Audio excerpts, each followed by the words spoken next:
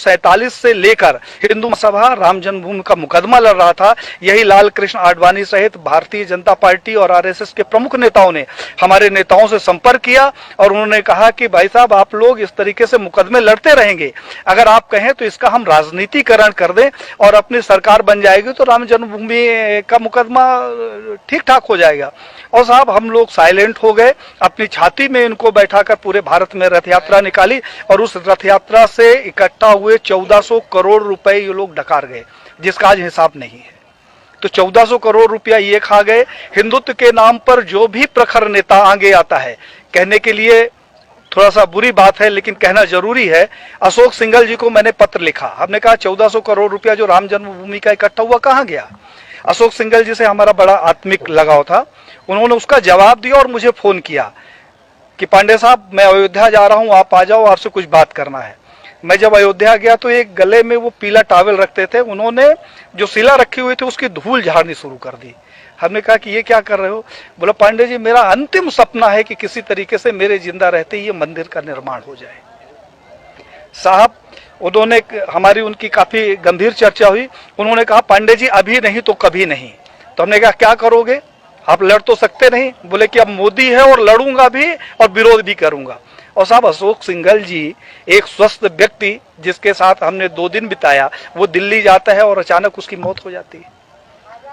प्रवीण भाई तोगड़िया, जिसके पास Z category की सुरक्षा हो, जो पेशाब करने बाथरूम में जाता है तो पहले बाथरूम चेक होता है और वो रोड के किनारे लावारिस पड़ा मिले, उसकी सिक्योरिटी का पता नहीं और उसका पता नहीं। कमलेश तिवारी, जिसकी सिक्योरिटी के लिए 24 गार्ड नियुक्त थे, हमारे पास उसके पत्र है साहब, और उस आदमी की हत्या हो जाती है और हत्या का कारण सिर्फ ये होता है कि उसकी सुरक्षा में कमी कर दी जाती है। तो बीजेपी के समय में मैंने ये देखा कि जितने हिंदूवादी प्रखर नेता हुए हैं उनकी एक एक करके हत्या कर दी गई।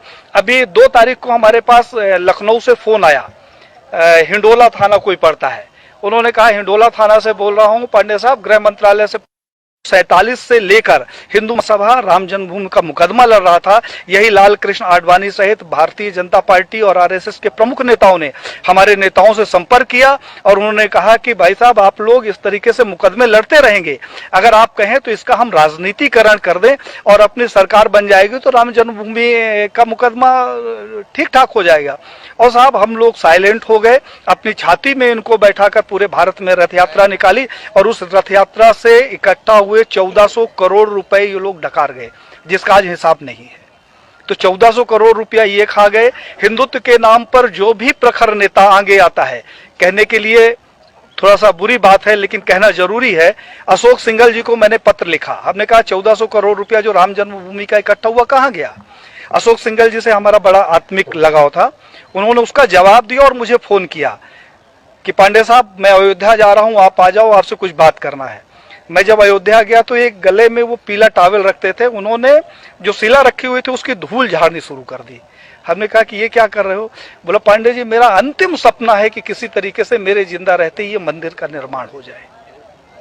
साहब, उन्होंने हमारी उनकी काफी गंभीर चर्चा हुई। उन्होंने कहा, पांडे जी, अभी नहीं तो कभी नहीं। तो हमने कहा, क्या करोगे, आप लड़ तो सकते नहीं। बोले कि अब मोदी है और लड़ूंगा भी और विरोध भी करूंगा।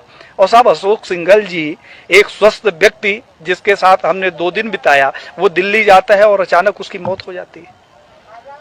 प्रवीण भाई तोगड़िया, जिसके पास जेड कैटेगरी की सुरक्षा हो, जो पेशाब करने बाथरूम में जाता है तो पहले बाथरूम चेक होता है और वो रोड के किनारे लावारिस पड़ा मिले, उसकी सिक्योरिटी का पता नहीं और उसका पता नहीं। कमलेश तिवारी, जिसकी सिक्योरिटी के लिए 24 गार्ड नियुक्त थे, हमारे पास उसके पत्र है साहब, और उस आदमी की हत्या हो जाती है और हत्या का कारण सिर्फ ये होता है कि उसकी सुरक्षा में कमी कर दी जाती है। तो बीजेपी के समय में मैंने ये देखा कि जितने हिंदूवादी प्रखर नेता हुए हैं उनकी एक एक करके हत्या कर दी गई। अभी 2 तारीख को हमारे पास लखनऊ से फोन आया, हिंडोला थाना कोई पड़ता है, उन्होंने कहा, हिंडोला थाना से बोल रहा हूं पांडे साहब, गृह मंत्रालय से